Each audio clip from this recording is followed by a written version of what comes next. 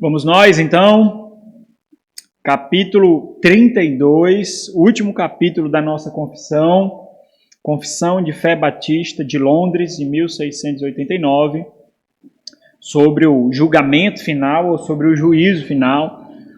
Eu vou usar aqui o termo julgamento diversas vezes, mas eu segui a confissão publicada pelo Estandarte de Cristo, em que ela traduz por juízo. Então, juízo e julgamento ela vai ser usado de forma intercambiável. O julgamento é interessante porque a ideia de juízo já dá a ideia de conclusão, né? De algo já executado. Só que julgamento dá a ideia de um processo a ser realizado, né? Então, a pessoa está sendo julgada, então tem um processo a ser realizado ali, está sendo realizado um processo nesse julgamento. E juízo já dá a ideia de a execução final do processo, né? Mas pode ser usado de forma intercambiável. O ponto é, existe um tribunal, o que vai acontecer nesse tribunal? Essa é a visão. E é maravilhoso porque a gente já tem uma ideia muito sólida do pactualismo. A gente já está refletindo naquilo que acontece em Oséias, Deus, o povo ali. Então essa ideia de julgamento é muito claro, né? Onde são apresentadas provas, onde existem ali evidências ou a favor ou contra, evidências que testificam da verdadeira fé ou de uma fé hipócrita, né? Então a ideia de julgamento é a ideia de prestação de contas. É isso que vai acontecer. Então a confissão ele trata isso de forma... É muito resumido. Se nós formos entrar aqui nos pormenores, nós íamos, meus irmãos, íamos demorar muito tempo aqui mesmo. Então existem muitas discussões, porque em muitas áreas aqui existem assim campos um pouco sombrios, cinzentos, né? Em que dificulta a nossa discussão em muitos pontos. Então a confissão, embora tenha 3 parágrafos, sintetizando aquilo em pontos que são claros das Escrituras, nós poderíamos entrar em pormenores, mas nós vamos fazer isso porque não é o nosso propósito aqui. Talvez, se um dia nós estudarmos aqui na escola bíblica escatologia, né? E aí nós já iríamos usar o que nós vemos e iríamos destrinchar aí os temas que são mais disputados aí, né? Então, a estrutura da confissão é essa, ela é dividida em 4 sessões. O capítulo 1 ao 6 fala da base que vai sustentar toda a confissão, e nós temos aí outras 3 sessões. Nós estamos na última, na 4ª sessão, o mundo que há de vir. Nós estudamos já sobre o que acontece depois da morte e sobre a ressurreição, que é o estado intermediário, né, depois da morte e antes da ressurreição, e hoje nós vamos ver sobre o juízo final. Então, o que é que nós vimos nesses 2 pontos? A confissão, ela trata observa as 2 áreas que são sintetizadas, que são estruturadas na escatologia, que é a escatologia individual e a escatologia geral. O capítulo 31 fala da escatologia no âmbito individual, cada pessoa. Nesse capítulo 32, trata no âmbito plural, no âmbito corporativo, ou mundial, ou universal, né? Nós chegamos ao último capítulo da Confissão de Fé Batista de 89. Nele, a confissão encerra seu tratado doutrinário, apontando os acontecimentos do último dia, da presente história da humanidade. Então, a humanidade como nós conhecemos, um dia vai chegar ao fim, quando o Senhor consumar seu plano de redenção, e como acontece no capítulo anterior, não há divergência entre as 3 confissões. Então, nos capítulos 31 e no capítulo 31 e 32, as 3 confissões, Westminster, Savoy e Batista 89, são unânimes nesses pontos, né?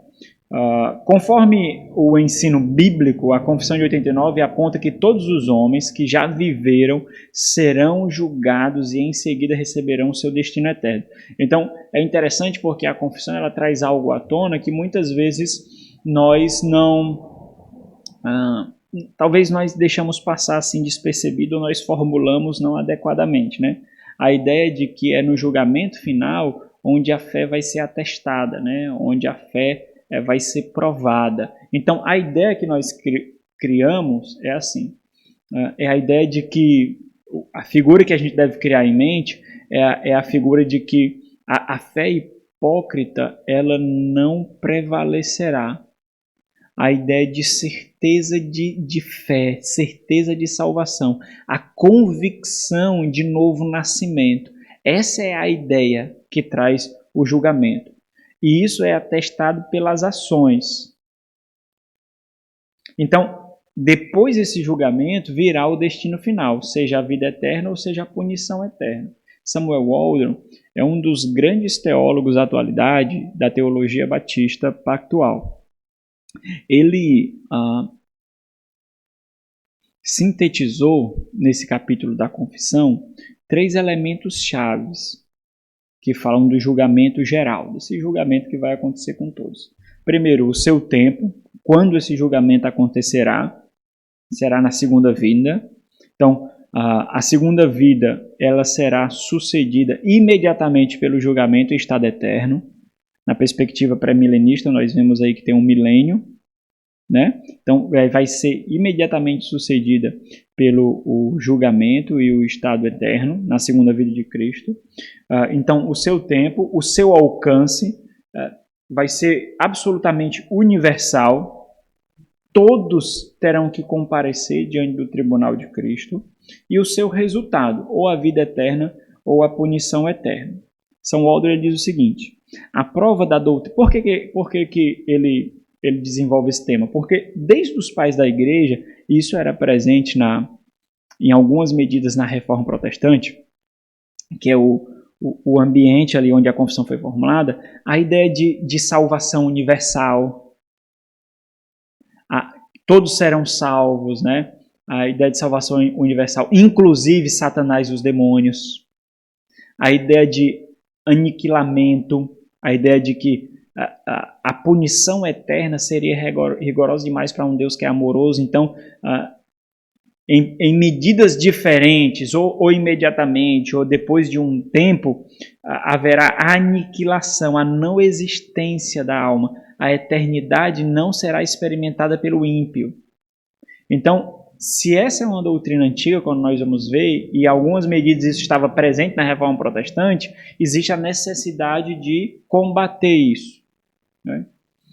Então, a prova da doutrina do julgamento geral reside na esmagadora evidência bíblica, explícita e implícita, de que esses elementos chaves, né, seu tempo, alcance e resultado, coincidem em um único julgamento. Então, a ideia de que esse julgamento ele acontecerá de uma vez por todas e logo em seguida nós teremos o estado eterno, né? Essas referências bíblicas aqui, irmãos, nós já vimos algumas delas. Nós já vimos, por exemplo, o capítulo 25, a partir do versículo 31, que fala da separação de ovelhas e bodes. Nós já vimos 2 de Pedro, capítulo 3, que fala desses acontecimentos do fim e faz referência aos 1000, por exemplo, que 1000 anos para o Senhor é igual a um dia e um igual a 1000, e então aponta o estado eterno, né? Nós já vimos isso. Mas vamos ver em Mateus 16, 27. Todos esses textos, eles falam do julgamento sendo seguido imediatamente do destino eterno. Por que é importante? Porque aqui nós precisamos analisar outras convicções teológicas. Por exemplo, o pré-milenismo. Qual é a convicção pré-milenista? É de que quando o Senhor vier, vai ter perguntas assim no estudo dirigido, certo? Que vocês vão fazer. Quando o Senhor vier, os justos ressuscitarão para reinar com ele durante 1000 anos, certo? E só em seguida, depois dos 1000 anos, quando houver ali a grande apostasia, né, a rebelião, quando Satanás for solto, e a batalha final, e aí então os ímpios ressuscitarão para receber a condenação eterna. Essa é a perspectiva pré-milenista. Só que esses textos, o que eles mostram para a gente? Eles mostram para a gente que haverá, no mesmo instante, o julgamento de justos e ímpios, sem um intervalo de tempo. Justos e ímpios serão julgados e receberão o destino eterno. É imediato aí, não tem um intervalo de tempo. Esses textos, eles mostram isso, né? E aí, quando nós vemos isso, o que é que acontece? Fica difícil se os justos e os ímpios serão julgados e imediatamente receberão o destino eterno. Quem vai popular o milênio terreno? Quem vai habitar o milênio terreno? Se depois do julgamento de justos e ímpios já há a destinação eterna. Então, é uma reflexão que nós precisamos fazer. Então, Mateus 16, 27 diz o quê? Porque o Filho do Homem há de vir na glória do seu Pai com os seus anjos, e então retribuirá a cada um conforme o seu dom. Então, olha, ele sintetiza o que vai acontecer. Não tem intervalo de tempo. Quando ele vier, não vai para implantar o milênio. Ele já vai dar a cada um segundo as suas obras. É interessante porque qual é a ideia que o texto bíblico coloca, que a confissão destaca isso? A ideia de que as nossas ações revelam quem nós somos. As nossas ações, e o que vai ser analisado são as obras mesmo. As obras vão ser analisadas, porque as obras testificam quem nós somos. Então, esse texto ele sintetiza de forma muito clara algo linear, sem ruptura, sem lapso, sem gap, né? É linear. O Senhor virá, julgará cada um segundo suas obras e destinará cada um segundo as suas obras, né? Então, é algo linear. Ok. São Waldron ele diz o seguinte, ó, o julgamento final ocorrerá na segunda vinda de Cristo, alcançará todos os homens que já viveram, então o tempo, o alcance e o resultado, que já viveram, resultará no estado eterno de bem-aventurança para os justos e punição eterna para os injustos. Então, qual é o ponto de discussão aqui que nós vamos abordar mais na confissão? A discussão quanto o estado eterno de bem-aventurança para os justos não entra em pauta. Isso os crentes não discutem. Agora, existem, né, pseudo-crentes, né, porque quem discorda disso pode ser considerado herege nesse ponto. A discussão aqui é a existência ou não da punição eterna. E se a punição é eterna ou não.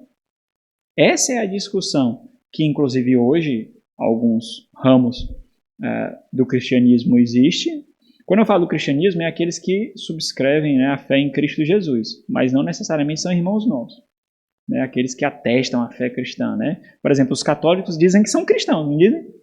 Mas eles não são nossos irmãos, nós consideramos uma seita. Né? Assim como os testemunhos de Jeová, eles não atestam a fé em Cristo, não. Mas os adventistas, que atestam a fé em Cristo, né? Mas não são nossos irmãos também. E existem teólogos também, que mesmo atestando a fé em Cristo, que não fazem parte nem do meio católico, nem testemunho de Jeová, nem adventista, mas se consideram evangélicos. Existem esses que defendem, por exemplo, a não existência do inferno, a não existência da punição eterna, assim como existia desde o início da história da igreja, como existia no tempo da Reforma, assim também existe hoje. Né? A ideia de um raciocínio muito segmentado da Escritura, sem ver, destacando um atributo maior de Deus em detrimento aos outros, elevando ao status um atributo e talvez até algo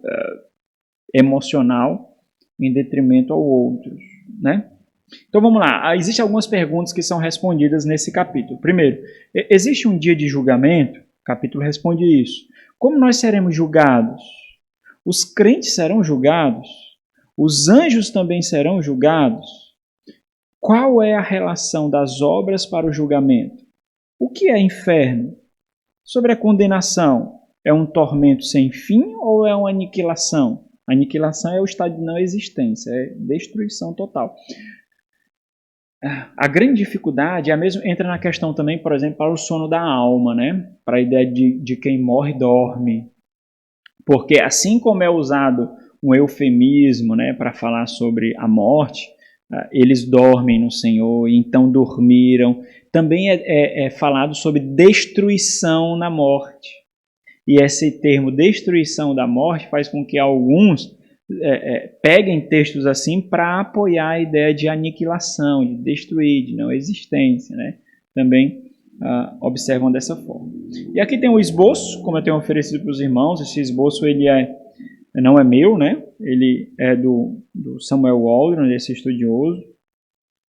E nós iremos observar, não tão detalhadamente, eu coloquei aqui só para efeito didático para os irmãos verem como pode ser dividido. Então tem um conceito de julgamento final, né? O que se destina, o que é o julgamento final. Tem o objetivo, qual é a finalidade, qual é o propósito do julgamento final. O propósito é só condenar, o propósito é só salvar, qual é o propósito do julgamento final. E tem a ideia de qual impacto ele terá, né? O que alcançará, né? Tem esses 3 pontos principais aí, muito bem delineados por esses capítulos. Então, nós vamos, cada slide um parágrafo, né? No primeiro, nós vamos demorar mais, porque o primeiro sempre na confissão, em quase toda a confissão, o primeiro ele sintetiza toda a doutrina. Então, o capítulo inicia como eu costumo fazer da confissão, sintetizando, resumindo tudo aquilo que ele trata naquele capítulo, o seu conteúdo, para então nos demais parágrafos, ele tratar de forma pormenorizada. Aqui acontece o mesmo. Então, nesse primeiro parágrafo ele sintetiza aquilo que ele trata, e nos demais parágrafos ele vai pormenorizar, ele vai detalhar o que vai acontecer no dia do juízo final.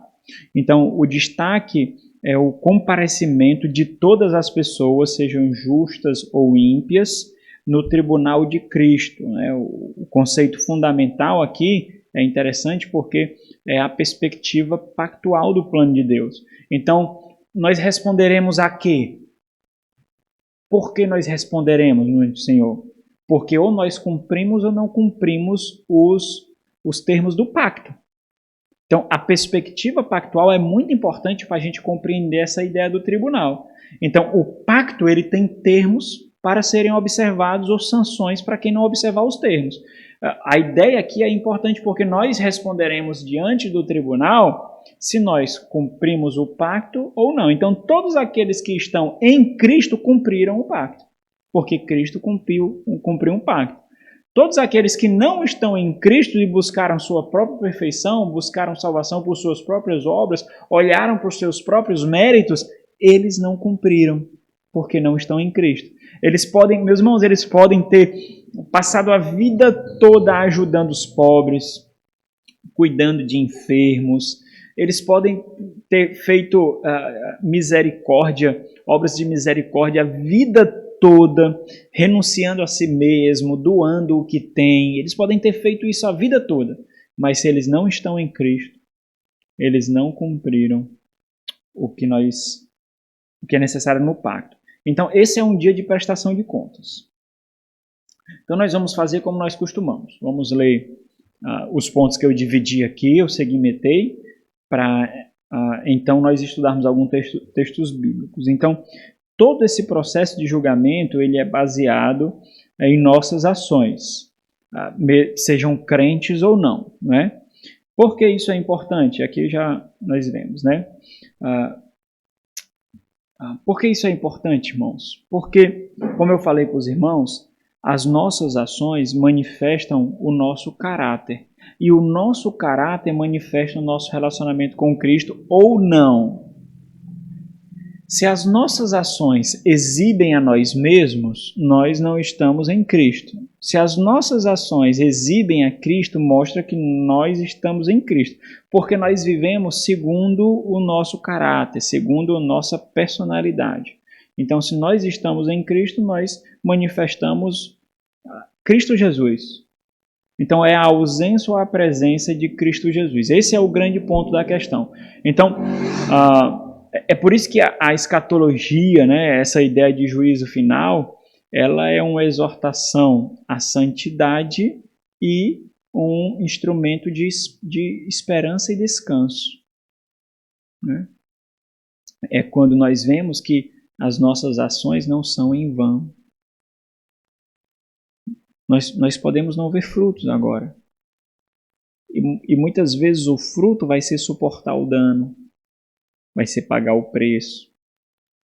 Aquilo que para esse mundo é perda, para a gente é fruto, é testemunho de fé, é testemunho de convicção. É o que nós somos, não tem outra coisa para fazer, é o que eu sou.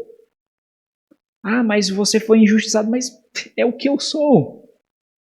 Não tenho outra coisa a fazer, porque eu faço aquilo que é harmônico com o que eu sou.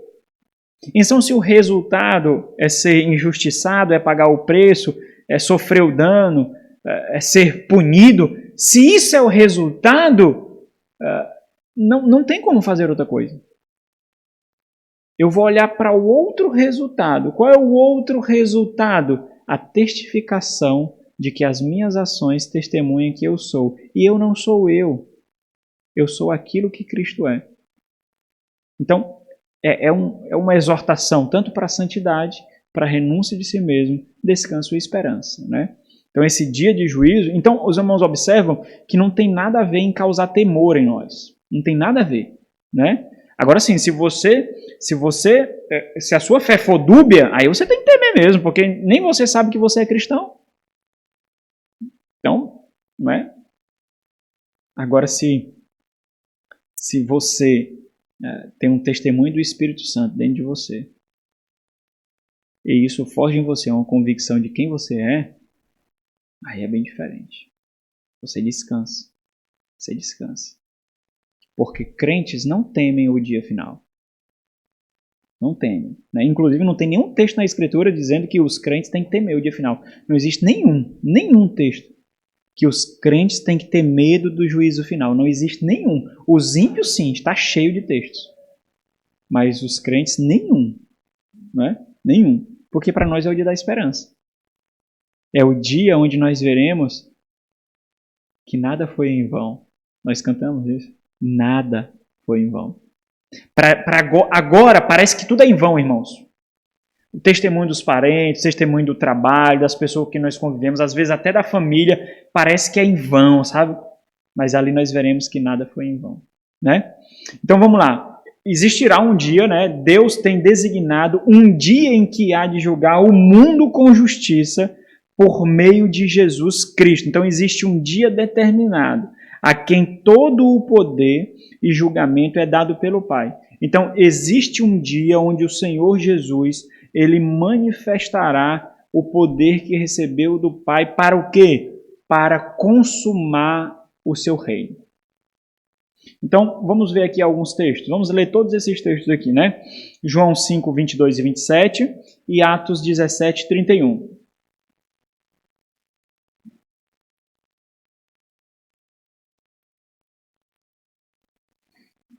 João 5, 22, depois o versículo 27 e Atos 17, 31. Alguém lê aí? E o Pai a ninguém julga, mas ao Filho confiou todo o julgamento. 27. E lhe deu autoridade para julgar, porque é o Filho do homem. Ok, então na sua primeira vinda ele veio para julgar? Não, ele veio para salvar. Um dia ele fará aquilo que foi dado a ele a fazer, por mais que não seja na sua primeira vinda. Eu não vim para julgar, mas para salvar. Mas a mim foi dada a autoridade para julgar, e eu executarei esse julgamento. Então, embora o Senhor fale isso na sua primeira vinda, ele só vai fazer isso na sua segunda vinda. Então, na primeira vinda, ele veio como um menino indefeso, como um cordeiro que é levado ao matadouro, como um servo que sofre humilhado. Mas na sua segunda vinda, não. Ele virá como juiz e executor. Ele virá como um guerreiro para consumar o seu reino. O rei, que toma posse do que lhe é seu por direito. Então, assim que ele virá na segunda vinda. Atos 17, 31. Portanto, estabeleceu um dia em que há de julgar o mundo com justiça, por meio de um varão que destinou e aceitou diante de todos, ressuscitando entre os mortos. Ok, então tem um dia já estabelecido, irmãos. Esse dia não é nem adiantado, nem é prolongado. Existe um dia estabelecido no calendário eterno de Deus para consumar a sua obra. Isso traz a nós um profundo descanso, um profundo regozijo diante das lutas, diante dos sofrimentos, das angústias. Nós vemos que o Senhor nos concedeu a graça de viver aqui a eternidade, uma porção muito pequena, é verdade, da eternidade que um dia nós desfrutaremos para sempre, sem fim. Então, esse dia já está no calendário eterno de Deus, já está lá determinado. Haverá um dia. Isso fica ecoando na nossa mente, irmãos. Esperança, consolo, descanso. Esperança, consolo, descanso. Esperança, consolo, descanso. Tudo isso como exortação para a santidade, porque nós só temos esperança, consolo e descanso à medida que Cristo é visto em nós.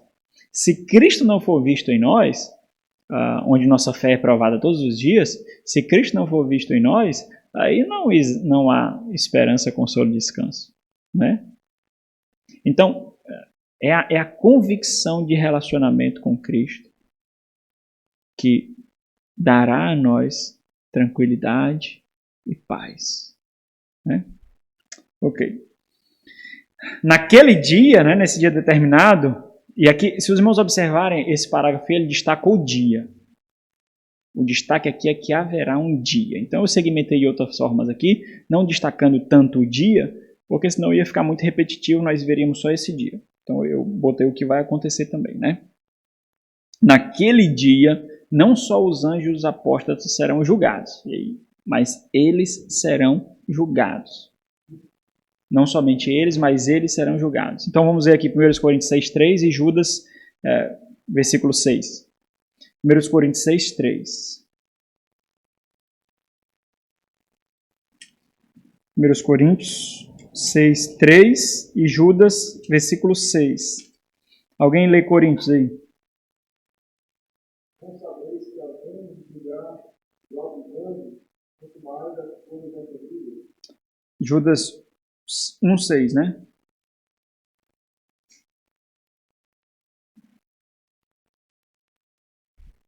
Fica depois de Oséias.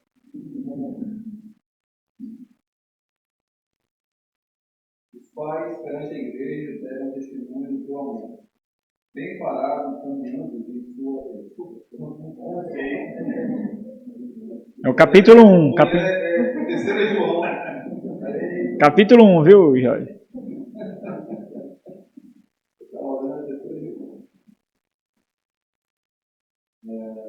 E a anjos, os que não guardaram o seu estado original, mas abandonaram o seu próprio domicílio. Eles têm guardado sob trevas, em algemas eternas, para o juízo do grande Deus. Olha como eles estão. Essa porção aí dá para a gente entender também um pouquinho daquela perspectiva de que Satanás está amarrado. Guardar sob trevas dá a ideia de limitação. Eles estão reservados para algo, mas eles estão em atuação. São os demônios de Satanás. Né? Então, eles não estão fora do controle do Senhor. Eles estão, desde aquele dia que eles caíram do estado original, desde aquele dia, eles já determinaram ali o seu fim. Para eles é reservado um dia em que eles receberão a justiça de Deus que ainda não receberam. Eles ainda não viram a justiça de Deus. Porque quando o Senhor foi expulsar aquela entidade, aquela legião ali do Gadareno, né? O Jorge pregou aqui sobre isso. E aí eles o que temos contigo? O que temos contigo, filho de Davi? O que temos contigo? Por quê? Porque ali aquela legião experimentou o quê? A justiça de Deus. Todos eles experimentarão a justiça de Deus. Todos um dia experimentarão a justiça. Imagine o que é a justiça de um Deus supremamente santo, infinitamente santo, tocando em pecadores imperfeitos feitos infiéis sem os aniquilar, sem os extinguir. Porque a extinção seria um favor, irmãos. A extinção seria misericórdia demais. Eles receberão eternamente aquilo sem serem extinguidos, sem serem destruídos. Essa é a grande rigor. Mas, não somente anjos, mas também todas as pessoas que viveram sobre a terra, todas, devem comparecer perante o tribunal de Cristo. Então, todas as pessoas serão julgadas. Nós já lemos aí Mateus 16, 27, onde mostra isso, que todas as pessoas serão julgadas, fazendo referência à ideia de que ações testificam quem nós somos. E é muito importante porque essa ideia, quando nós vamos construir uma perspectiva teológica, ninguém vai por versículos soltos. Nós temos que desenvolver uma mentalidade bíblica, irmãos, em que quando nós pensamos num tema, automaticamente a nossa mente ela deve disparar em nós,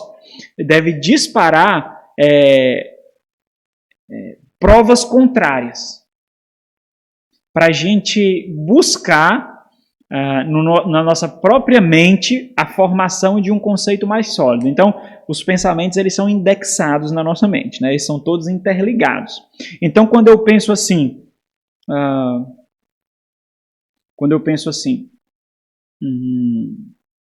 eu professo a minha fé em Cristo. Eu digo, eu creio em Cristo. Aí automaticamente vem na minha mente, nem todo aquele que me diz Senhor, Senhor herdará o reino dos céus. Opa! Se então declarar não é suficiente, porque eu vejo lá Paulo falando em Romanos que aquele que crê com o coração e com a boca confessar, ele será salvo.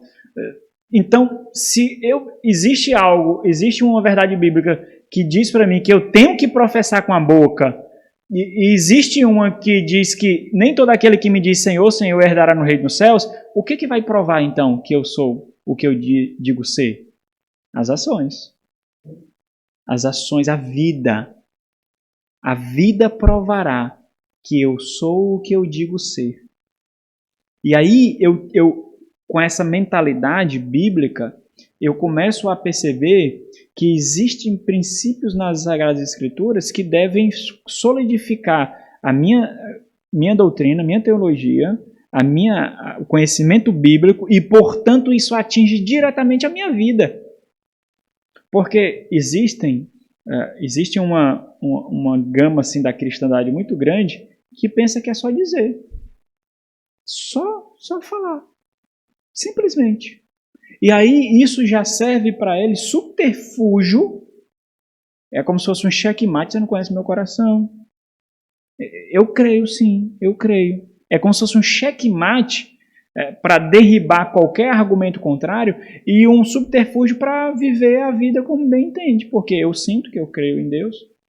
Eu sinto fortemente que eu creio em Jesus Cristo. Né? Então, a vida, o que será julgado não é o nosso sentimento não, irmãos. As nossas palavras também serão julgadas. Mas o que será julgado não é o nosso mero sentimento, né? Eu vou sondar lá dentro e pronto, acabou. São as nossas ações, porque as ações nascem do coração. O motor é o coração aqui. E aí vem, os nossos braços se movem, as nossas pernas se movem. Então é o nosso coração, né? Então vamos ler aqui Romanos 2. Esse dia onde todos prestarão contas, nós já vimos isso muito sintetizado em Mateus 16, 27. Agora vamos ler Romanos 2, do 5 ao 11. Alguém lê, por favor. Mas segundo a tua dureza e coração penitente, acumulas contra ti mesmo ira para o dia da ira e da revelação justa do ímpio de Deus. E retribuirá a cada um segundo o seu procedimento. Olha, então ele acumula, como ele acumula? Pelo modo que ele vive. O modo que ele vive acumula ira para ele. Porque o Senhor retribuirá cada um segundo o quê? Seu procedimento. Procedimento é falar? Não. Ok? Então, nós precisamos, irmãos, como crentes maduros, nós precisamos nós mesmos colocar na parede as nossas ações. Como é que você trata o seu cônjuge? Como é que você trata seus filhos? Como é que os filhos tratam os pais? Como é que você trata o seu irmão? Não seria necessário sempre líderes apontar para você, não. Se você tiver essa convicção, você mesmo vai fazer isso. Você vai julgar a si mesmo para que você seja reservado para a bem-aventurança no juízo final. Caso contrário, você vai acumular ira para si mesmo. E essa ira não é ira da igreja, não, irmãos. É a ira dele. Do justo juiz. Do justo juiz. Então, é importante nós termos essa convicção. Eu acho que muitas vezes a gente pensa que é só emocional, que é só falar. Nós temos que ter a convicção de que as nossas ações ou são testemunhas a nosso favor ou contra nós no tribunal de Cristo. Ou elas personificam as suas ações. Você personifica as suas ações. Agora chamarei as ações de Rose. O que é que elas vão falar? Elas vão ser testemunha de acusação ou de defesa? Você tem que formar isso na sua mente. Você tem que formar. Aí, se as suas ações não coincidirem com a sua boca, aí você vai mostrar a sua fé dúplice. Aí você vai mostrar. Vai ser ainda mais agressiva a acusação, porque você blasfemou o nome do Senhor. Você blasfemou de Cristo. Vai ser muito mais agressiva. Então, deve existir uma harmonia em que eu não sou um esquizofrênico espiritual. Tema bom para a pregação, né? Esquizofrênico espiritual, em que aquilo que eu falo harmoniza-se com o que eu faço, porque isso é o que eu sou. Harmonia tem uma harmonia, não é um negócio díspare, sabe? Que é isso? Ora isso, ora aquilo. O que acontece nas redes sociais? Na rede social a pessoa é de um jeito e na vida real é de outro. Né? Porque ela cria o mundo das ideias lá, mas na vida real é outro. Né? Cheio de esquizofrênico espiritual no mundo. Ok. Pode continuar aí, né? A vida eterna, perseverando, melhor do que novamente. Não tem que virar cada um segundo o seu procedimento. A vida eterna, perseverando em fazer o bem, procurando glória e honra no pouco de atividade. Mas vida e indignação aos factuosos que desobedecem à verdade e obedecem à injustiça. Tribulação e angústia virão sobre a alma de qualquer homem que faz o mal. O Deus primeiro também é o mesmo. Sem distinção. Glória, porém, e honra e paz a todos aqueles que praticam bem. Mas o Deus primeiro também é o mesmo. Ok. Porque para o Deus não há exceções de Deus. Ok. Então, o ímpio, com as suas ações, acumula para si punição para o dia da ira. Ira sobre si. O justo, ele persevera em fazer o bem. A ideia de perseverar, meus irmãos, está implícita de que não vai ser fácil, não. Porque se fosse fácil, ninguém perseverava. Não existia necessidade de perseverar. Por que Tiago, lá em Tiago, nós vemos o mesmo termo usado para perseverança e paciência? É o mesmo termo usado. No capítulo 1 começa o livro sendo traduzido por perseverança e mais na frente, capítulo 4, eu acho, fala de paciência. Por quê? Porque estão ligados. Então dá essa ideia de que vai ser uma luta mesmo. Porque o conforto e a tranquilidade pode acumular para nós ira para aquele dia. E a luta acumulará para nós convicção do que nós somos. Nós perseveraremos, ok? Então, meus irmãos, é bem contrário daquilo que nós comumente costumamos ver. Esse dia não é um dia para forjar em nós um temor absurdo. Eu já falei para os irmãos, né? Não existe nenhum texto que diz que o cristão tem que temer esse dia. Mas é para nos dar um alívio inexplicável, onde nós vemos que a nossa perseverança ela terá um descanso. Chegará um dia que ninguém mais vai precisar perseverar, os santos. Não precisar mais perseverar. Nós ali descansaremos. Nós nos dá um alívio profundo. inexplicável, não é? Mas o alívio não quer dizer ausência de luta, irmãos. É o alívio na luta. É um alívio na batalha, né? Então não é apatia, não é omissão, não é frouxidão na vida cristã, né? Ok, todas as ações serão expostas perante Cristo. Olha que verdade maravilhosa. Todas as ações serão expostas. Então, essa ideia de testemunha a favor ou contra, né? Então, vamos ler todos esses textos aqui. 1 Coríntios 4, 5, 2 Coríntios 5, 10, Mateus 12, 36.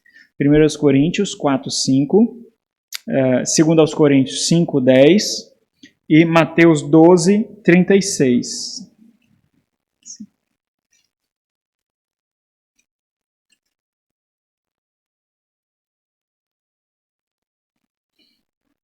1 Coríntios 4, 5, eu vou ler. Portanto, nada julgueis antes do tempo, até que venha o Senhor. Por quê? Porque Ele vai julgar. O qual não somente trará à plena luz as coisas ocultas das trevas, mas também manifestará os desígnios, olha aí, dos corações. Tremeram aí? E então, cada um receberá o seu louvor da parte de Deus. 2 Coríntios 5,10 diz o quê? Porque importa que todos nós comparecemos perante o tribunal de Deus. Todos nós. Para que cada um receba segundo o bem ou mal que tiver feito por meio de Deus. Olha aí. Cada um receba o que suas ações testificaram, ou contra a favor de vocês. Essa figura, né? É claro, meus irmãos, que assim, ó, ver isso acontecendo assim, cronologicamente, né, segmentadamente, é difícil. Não é tão simples assim como os tribunais que a gente tem agora aqui, né? Em que um testemunha primeiro, outro testemunha depois. Então, isso muito provavelmente deve acontecer, né? Algo assim muito imperceptível para nós, né? Caso contrário, nós daqui já iríamos para o inferno. Então, como é que nós vamos para o céu depois que morremos e vamos para o julgamento e depois corremos risco de ir para o inferno, né? Não é assim que acontece, certo? Essa figura que é construída é para forjar na nossa mente essa ideia judicial, essa ideia de que nós responderemos segundo os termos de um pacto. Então não é que você é crente, agora você vai para o céu, habitar com o Senhor, sua alma, né, quando morre, e então no dia do juízo você vem, o seu corpo é ressurreto, e então você vai para o tribunal, e ali você corre risco de ir para o inferno. Não é assim, irmão, certo? Essa linguagem, ela é ilustrativa, é uma metáfora do que acontecerá. A ideia é de que acontecerá algo judicial. Então, essa é a ideia. Essa ideia de tribunal é de responder, de provas, tudo sob o pacto. Tudo será colocado sob o pacto. Se harmonizar com o pacto, salvação. Se não, então, por exemplo, nós já experimentamos isso automaticamente na morte, onde nossas almas recebem um destino. Mas isso não deve tirar de nós essa ideia de julgamento. Então, não acontece no tempo como nós vemos. Então, vamos ao fórum, está marcado para as 14 horas a nossa audição ali. Não é assim, né? O Senhor não é servo do tempo. O tempo é servo do Senhor. Então, não é tão segmentado assim, não é tão cronológico assim. Vocês entendem? É claro que para aqueles, então, cujas ações testificaram a favor, harmonizando com o pacto, né? Mostrando que nós estamos em Cristo e as nossas ações testificam de Cristo, esses sim receberão, né, as gradações de galardão. Né? Ok. Falta ler Mateus 12, 36. Então, leia aí alguém.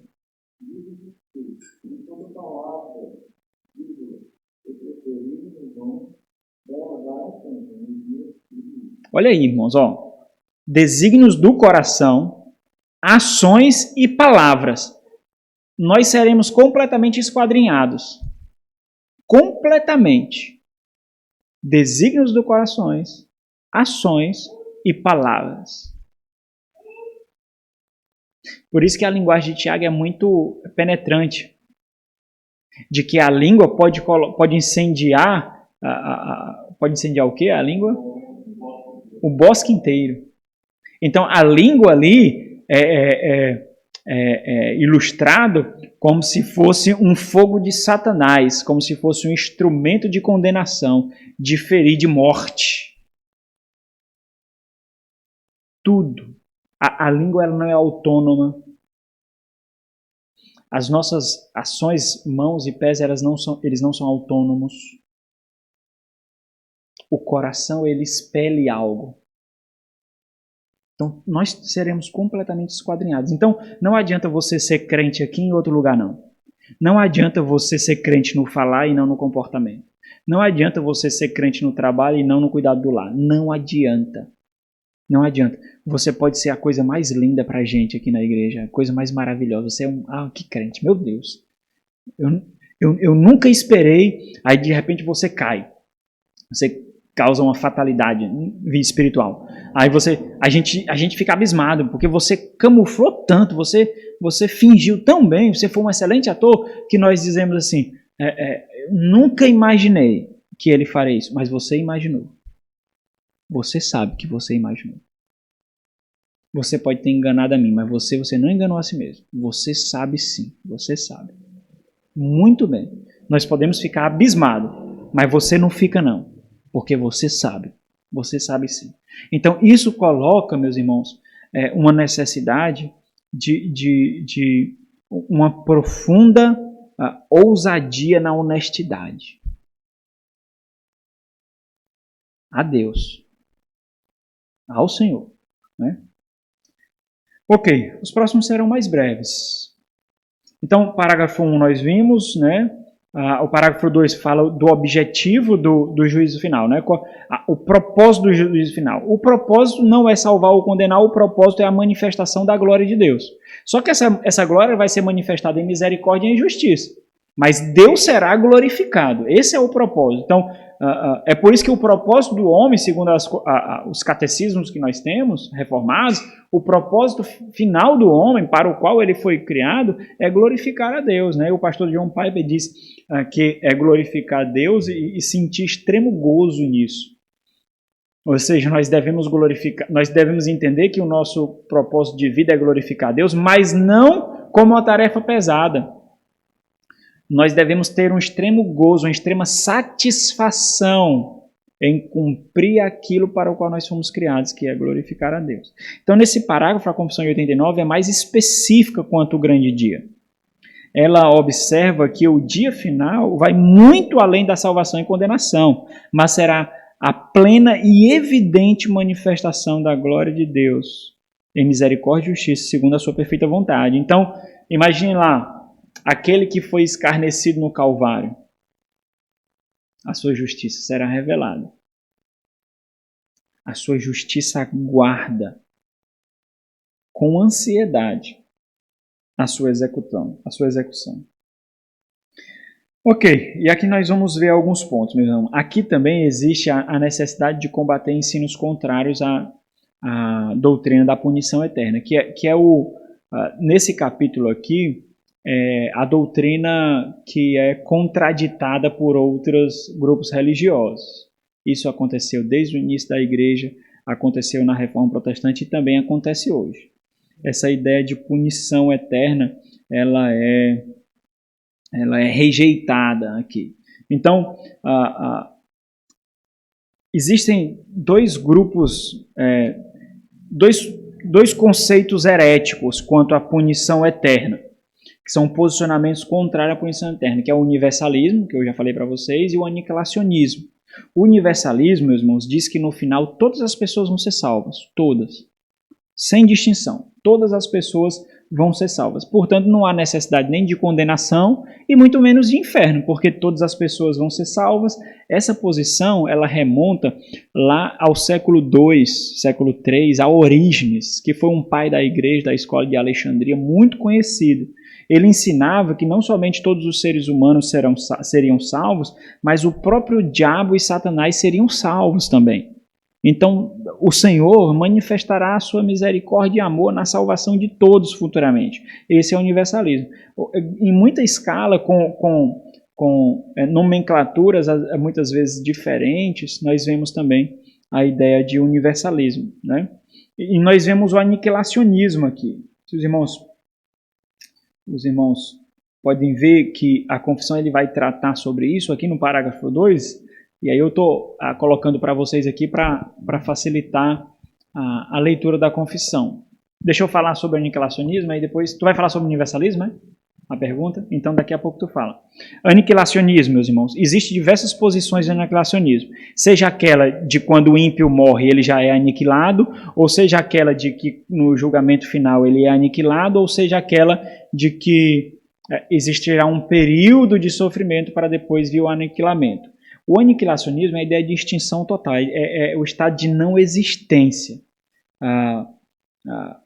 A ideia de que, sintetizando, de que todos os ímpios, né, inclusive Satanás e os demônios, eles vão ser aniquilados, extinguidos. E essa doutrina, ela também é muito antiga, ela pode ser remontada até o século IV por um estudioso chamado ali Arnóbio, ali era um apologista, né? Aqueles que buscavam defender a fé cristã. No contexto da Reforma Protestante, existia um grupo, um segmento dos anabatistas que defendia os socinianos. Eu já falei para vocês, os socinianos era um grupo anabatista, eram os maiores inimigos da Reforma ali, os socinianos, porque eles eram contrários à estrutura teológica da doutrina batista.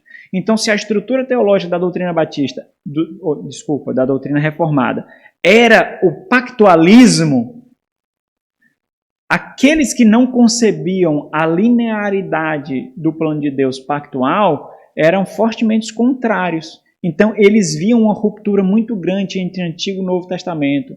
Então, eles eram o que nós teríamos hoje, por exemplo, usando a nomenclatura de hoje, eles eram os hipercalvinistas. Eles faziam uma ruptura muito grotesca entre a antiga e a nova aliança. Eles eram antitrinitários, eles diziam que a Bíblia não ensina a trindade, né? E era um segmento anabatista. Então, eles ensinavam, por exemplo, o aniquilacionismo naquela época, em que todos seriam aniquilados. Por isso, por exemplo, também eles eram antinomistas, a ideia de ser contrários à lei. A lei é do Antigo Testamento, então se existe uma ruptura muito grande do Antigo e do Novo Testamento, não existe lei para os que estão em Cristo, né? Então eles eram muito grosseiros, contrários à teologia reformada. Na época da Reforma existia isso. Então esse parágrafo aqui, como é uma confissão reformada, ele tende a combater esse ensino. Atualmente, existe pelo menos 2 grupos que são mais conhecidos, né, que são os testemunhos de Jeová e os adventistas, que ensinam o aniquilacionismo de modo diferente, né? Os testemunhos de Jeová dizem que os ímpios eles serão aniquilados instantaneamente, né? Morreram e serão aniquilados. Os adventistas não. Os adventistas ensinam que depois do dia do juízo terá um período de sofrimento que seja coincidente, que seja adequado segundo os seus pecados, segundo a sua rejeição à salvação. Mas depois desse período eles serão aniquilados, né? Ok, mais alguma pergunta aí? Diz aí, Ian. Não, o senhor já respondeu, era em relação justamente aos anabatistas. Eu ia perguntar se algum dos grupos, na época, tinha aderido ao aniquilacionismo ou ao universalismo e se isso tinha influenciado a história batista nesse período que foi estruturado, né? Eu tinha esse grupo anabatista sociniano, né? Então os irmãos vão ver muito, assim, algum teólogo falando sobre a reforma protestante, citando os socinianos por causa do seu ensino contrário. Então vamos ver aqui, meus irmãos. São apenas 2 pontos aqui. O propósito de Deus ao designar esse dia consiste em manifestar a glória de sua misericórdia na salvação eterna dos eleitos e sua justiça na eterna condenação dos réprobos, dos reprovados ali, né? Dos que foram separados para a perdição, que são ímpios e desobedientes, né? Então, vamos abrir Romanos 9, 22. A glória de Deus na misericórdia e na justiça exercida. Então, a glória de Deus não será vista somente na sua misericórdia. A glória de Deus será exibida na sua justiça. Então, esse texto aqui, ele sintetiza muito bem também isso. De forma muito clara até. Romanos 9, 22 e 23. Alguém lê? Seguiremos, pois. Deus quer mostrar a sua ira e dar a conhecer o seu poder. Suportou com muita longanimidade os vasos de ira preparados para a perdição. Ele suportou, mas eles são preparados para... A fim de que também desse a conhecer as riquezas da sua glória em vasos de misericórdia, e para a glória preparou o Está muito claro no texto, né? Então, os irmãos vão ver a realidade dos ímpios sendo experimentada, sendo descritas como punição, destruição, condenação, juízo, ira. Então, são várias nomenclaturas. Por isso que eu não posso, por exemplo, pegar somente a destruição e dizer, olha, eles vão ser aniquilados. Aqui vão ser aniquilados, porque o texto diz destruição, né? Se bem que esses outros testemunhos de Jeová e adventista não tem nada a ver com interpretação bíblica, não. É revelação extra-bíblica que eles recebem, né, e formam seus ensinos, né? Então, segundo ponto.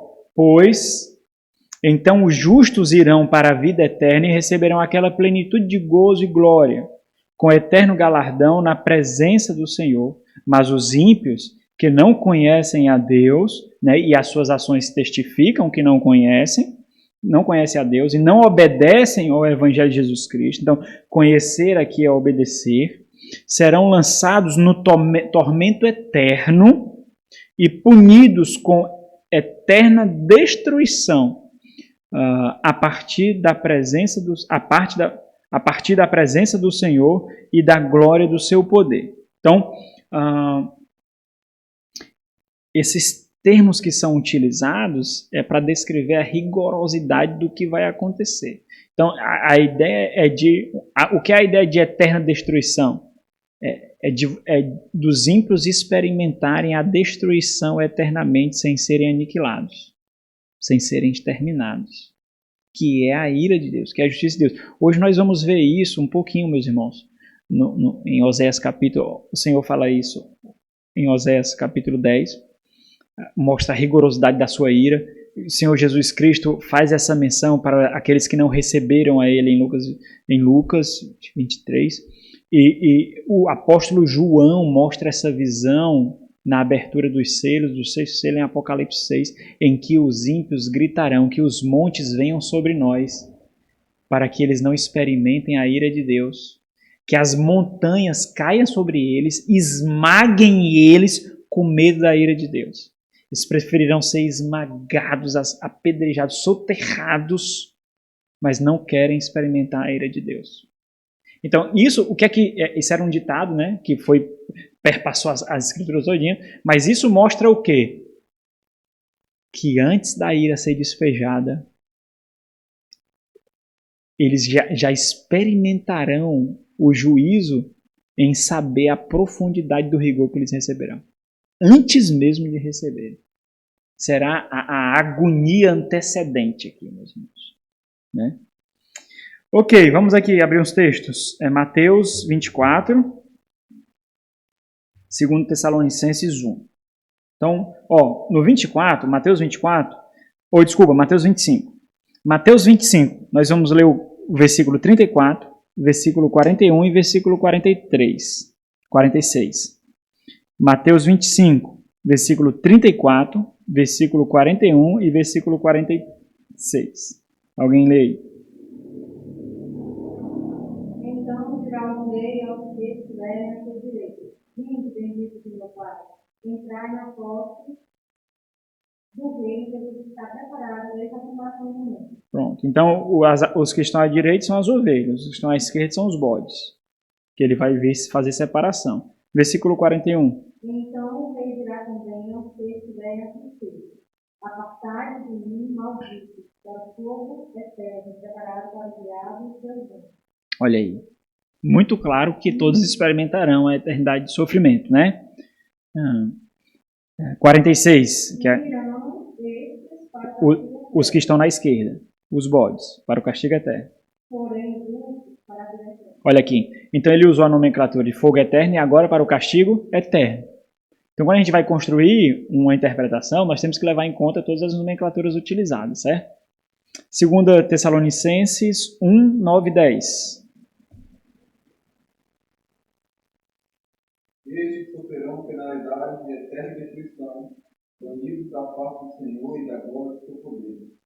Quando vier para ser glorificado no seu santo e ser admirado em todos os que creram, naquele dia, porquanto foi Cristo entre vós o nosso Senhor. Ok. Perguntas, irmãos? Parágrafo 3, o impacto do julgamento final. No parágrafo final, a Confissão de 89 enfatiza mais claramente a esperança desse grande dia para o crente. Então é um dia de terror para o ímpio, embora agora ele não enxergue assim, porque a rigor todos pensam que serão salvos, né? Todos. Então a ideia, se os irmãos prestarem atenção, a ideia popular, né, a escatologia popular é de que é salvação por obras, né? Se nós fizermos o bem, o nosso destino é com Deus. E aí os irmãos percebem que é um negócio assim, muito experiencial, porque a própria pessoa, eu posso mostrar para ela que a vida dela não é uma vida boa, mas ela eleva ao status das suas próprias ações como algo bom. Então é muito difícil você encontrar uma pessoa e uma pessoa dizer que é uma pessoa má, né? Em alguma medida ela vai se considerar boa, porque ela vai caçar na mente dela, esquadrinhar na mente dela, na história dela, coisas boas que ela fez. E quando ela fizer coisas boas, vai ser com essa intenção, de receber notoriedade, de agradar a Deus. Não vai ser para o exercício incondicional do amor de Cristo. Não vai ser. Vai ser para, de alguma forma, ganhar notoriedade, né? Não apenas isso, mas como esse dia deve permear constantemente a nossa mente, de tal forma que nos exorte à piedade, santificação e descanso. Portanto, a realidade do dia do julgamento final necessariamente deve animar o crente à santificação, né? Onde nós esquadrinhamos as nossas próprias ações. Então vamos lá, irmãos, aqui.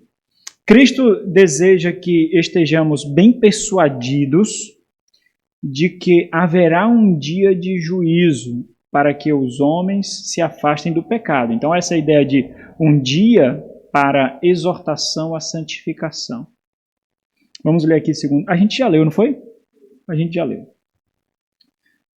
Não leu o 11, né? Vamos ler o 10 e o 11 para a gente pegar aqui. Deixa eu voltar aqui. 2 Coríntios 5, 10 e 11. Esse dia é um dia de exortação, é assim que nós devemos receber, né? Exortação para a santificação. 2 Coríntios 5, 10 e 11. Alguém lê rápido, por favor. Porque importa que todos nós compareçamos perante o tribunal de Cristo, para que cada um receba segundo o bem ou o mal que tiver feito por meio do corpo. E assim, conhecendo o temor do Senhor, persuadimos os homens que somos cabalmente conhecidos por Deus. E espero que também a vossa consciência do Senhor. Ok. Se os irmãos prestarem atenção, essa forma como ele começa, o versículo 10, ele quer construir em nós uma perspectiva de intencionalidade. O que deve conduzir a nossa vida? Qual é o propósito que deve permear a nossa mente? Qual deve ser a nossa intenção? Importa que nós... né? Então, dá essa ideia. Ok. E para maior consolação dos piedosos em sua adversidade. É o que eu falei para os irmãos, a ideia de que um dia nós veremos que valeu a pena mesmo, que era aquilo mesmo, que embora a nossa fé fosse continuamente surrada, pisada, humilhada, embora os frutos não fossem vistos na mesma proporção da luta que nós travamos, naquele dia nós receberemos o grande consolo. Então, se é um dia para a exortação a santificação, também é um dia para descanso, para consolação, né? 2 Coríntios, ou 2 Tessalonicenses 1, 5-9. Segunda carta de Paulo aos Tessalonicenses, capítulo 1, versículo 5-8. 5-8, leia aí. Para que sejais considerados dignos de Deus de Deus, pelo qual conhecemos está perfeito. Se se trata de ficar com Deus, que ele deu cada revelação aos que viram tribulados. E a vós todos que sois apropriados, a luz juntamente convosco. Quando disseres manifestar o Senhor Jesus, com o nome de seus filhos, deixamos de Deus e tornamos de bênçãos quando estivemos também com Deus e quando estivemos obedecendo ao Evangelho do nosso Senhor Jesus. Olha aí, alívio. Então, irmãos, imagine o cenário. Se nós estivermos aqui, né? Se nós ainda estivermos aqui, né? Maranata, né? O Senhor volte hoje, no dia do Senhor. Pensou? Coisa maravilhosa. Então, ninguém nem precisa tomar a dose da vacina, né? Então, o Senhor vem, irmãos, ó. Quando o Senhor vir, os ímpios verão a ira de Deus chegando e nós veremos o consolo e misericórdia. Nós seremos assuntos aos céus. À medida que nós nos levantamos aos céus para encontrar com o Senhor, os nossos corpos vão sendo glorificados. Nós encontramos com o Senhor, descemos para o pleno consolo e os ímpios vê a plena ira. Hein? É assim que... Ô glória! Né? Se nós estivermos mortos, nós ressuscitaremos com corpos glorificados e aí nós receberemos algo ainda mais intenso, porque nossas almas já estarão com gozo no seio de Abraão, gozando da presença do Senhor. Mas aquilo que nós experimentaremos no estado eterno será ainda mais intenso, porque nós estaremos completos, não somente almas, mas aquilo idealizado por Deus, corpo e alma, a unidade. Então é um dia de consolo, né? É um dia onde nós podemos ver que vale a pena pagar o preço, sim. Vale a pena. Vale a pena sofrer o dano. Vale a pena. Vale a pena matar o orgulho, matar o ego, engolir os sapinhos, suportar os calos. Vale a pena, sim. Vale muito a pena. Quando nós temos esse dia em mente, nós percebemos o que está em jogo. Não é a sua honra, não é a sua dignidade, não é a sua aparência. Não, é muito pequeno isso. Existe algo grandioso, o plano do Senhor é extremamente maior, é gigantesco. Não se resume a nós, né? De alguma forma nós devemos ser instrumentos para a glória dele e isso traz consolação a nós. Então, é um dia também para exortação à vigilância, né? Que já está empregada nessa ideia de santificação. Porque se nós buscamos santificação é porque nós estamos vigilantes, né? Então, vamos ler aqui Marcos 13 e Lucas 12. Marcos 13, do 35 ao 37, e Lucas 12, do 35 a 40.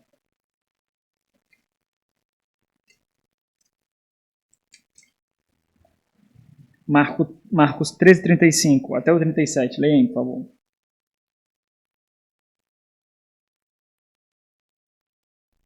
Vigiai, pois, porque não sabeis quando virá o dono da casa, se a tarde, se a noite, se a vontade de casa, se pela manhã. Para que vindo ele inesperadamente não faça dormir. O que porém do Espírito do apoio, vigiai. Ok, então, irmãos, embora esse dia já esteja determinado, nós não sabemos. Para que não sirva de aviso aos ímpios, aos desobedientes, aos hipócritas. Ele é escondido dos homens. Para que na vida comum seja revelado quem é do Senhor e quem não é. Lucas 12, 35 a 40.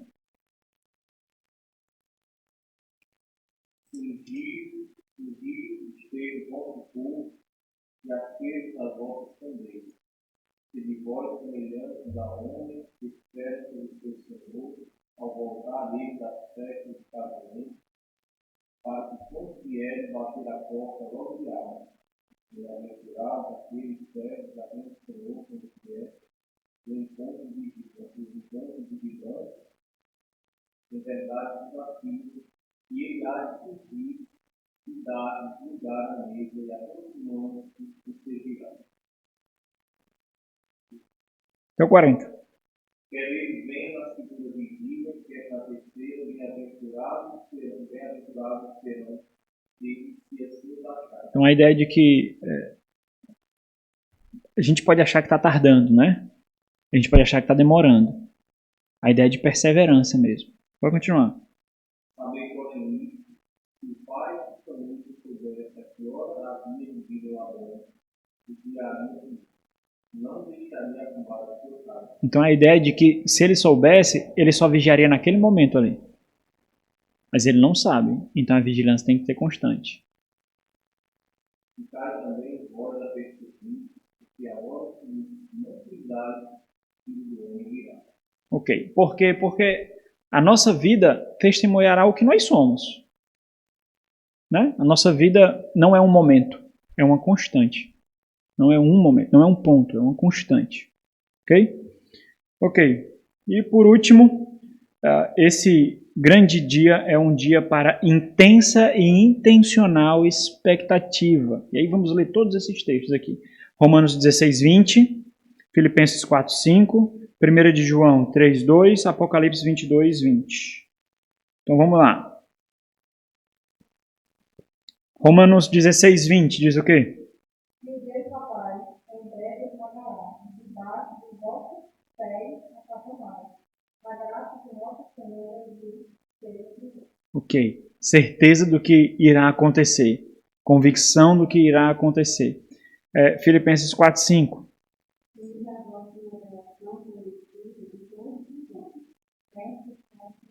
Ok. Intencionalidade, propósito. 1 de João 3, 2, 3. Amados, agora somos filhos de Deus e ainda não se manifestou o que havemos de ser.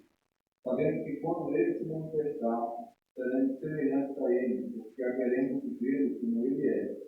E assim mesmo se purifica todo o que dele tem essa esperança, assim como ele é puro. Ok, a nossa expectativa deve olhar para essa realidade. Nós devemos viver com essa expectativa intencional. Apocalipse 22, 20. Aquele que dá testemunho dessas coisas que certamente vem sem memória.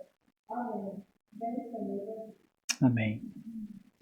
Amém. É isso. Terminamos aí com o último versículo, né, também.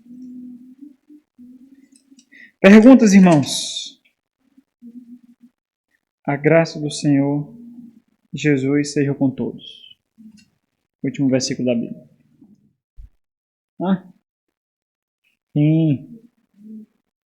Aqui. Sim. Eu ia botar algumas lágrimas aqui. Mas eu pensei que ia tirar a solenidade do negócio aí. Ok, irmãos, é isso. Então nós concluímos aqui a exposição da confissão, né? Graças a Deus por isso. Foi um tempo assim muito edificante, mas eu confesso para vocês que cada aula era um parto. Cada aula que eu preparava era um parto, né? Exigiu muito de mim mesmo, muito, muito, muito mesmo. Demoro mais para preparar a aula do que a pregação, pra vocês terem ideia, né? Então, muito intenso por causa do estudo histórico, da linguagem utilizada, das pesquisas de comparação que precisa fazer entre as confissões, né? Mas foi muito edificante mesmo, né? Se os irmãos tiverem dúvidas, os irmãos podem me procurar, né? Tem livros aí para os irmãos lerem e, graças a Deus, nós temos as gravações. As que não estão gravadas em vídeos, nós temos algumas em áudios também, mas não todas. Vamos ficar de pé e vamos orar. Os irmãos fiquem orando também. Depois dos nossos estudos dirigidos, nós estamos conversando aí sobre o próximo tema da escola bíblica que nós abordarmos. Vai ser algo mais light, né? Menos denso, né? Para fazer o contraste aí. Bom? e mais aplicativo, né? Senhor, meu Deus, Pai de misericórdia, graça e amor, muito obrigado pela generosidade em cuidar de nós doutrinariamente. Muito obrigado por nos dar a riqueza de material, de pesquisa, de estudos, equipamentos de tecnologia, um ambiente tão confortável. Muito obrigado mesmo, Deus. Rogamos a Ti que, por Tua misericórdia, meu Pai, nós tenhamos tudo aquilo que recebemos aplicado no nosso dia a dia, no fortalecimento da nossa fé. Arranca de nós, por favor, Senhor, qualquer desejo egoísta, perverso de tomar esse conhecimento para discussões fúteis, que, sem sombra de dúvidas, empobrece o conhecimento que nós temos, a instrução que nós recebemos, que nós tenhamos tão somente para nos dar convicção, para entender a importância da confessionalidade, e não para nos julgarmos superiores aos nossos irmãos, a outras igrejas, de outras tradições, mas é algo mesmo para nós, ó Deus, como igreja local aqui em Russas, que nós possamos tomar como instrumento de graça do Senhor para dar solidez ao nosso conhecimento bíblico, Deus. Tão somente para isso, que isso tudo fortaleça a nossa fé, que o Senhor aplique tudo aquilo que recebemos para a solidificação do nosso papel como marido, esposa, filhos, líderes no mundo empresarial, no mundo profissional, na igreja do Senhor, no mercado de trabalho em geral, nas escolas, que isso possa fortalecer a realidade, a verdade do que nós somos, pelo que nós vivemos, o que nós aguardamos, Deus. Que nós possamos ter sido fortemente nutridos por isso tudo, numa escala maior ou menor, todos foram nutridos, que o Senhor seja glorificado por isso tudo. Nós entendemos muito que nós somos muito devedores ao Senhor por nos dar o conhecimento do Senhor, Deus. Muito obrigado mesmo, que o Senhor seja exaltado. Fica conosco durante todo esse dia, que para a glória do Senhor, para a exaltação de Cristo, a edificação da igreja, noiva do Teu Filho, nós possamos nos reunir logo mais e cultuar o Senhor, meu Deus. Em nome de Jesus. Amém. Deus abençoe, irmãos.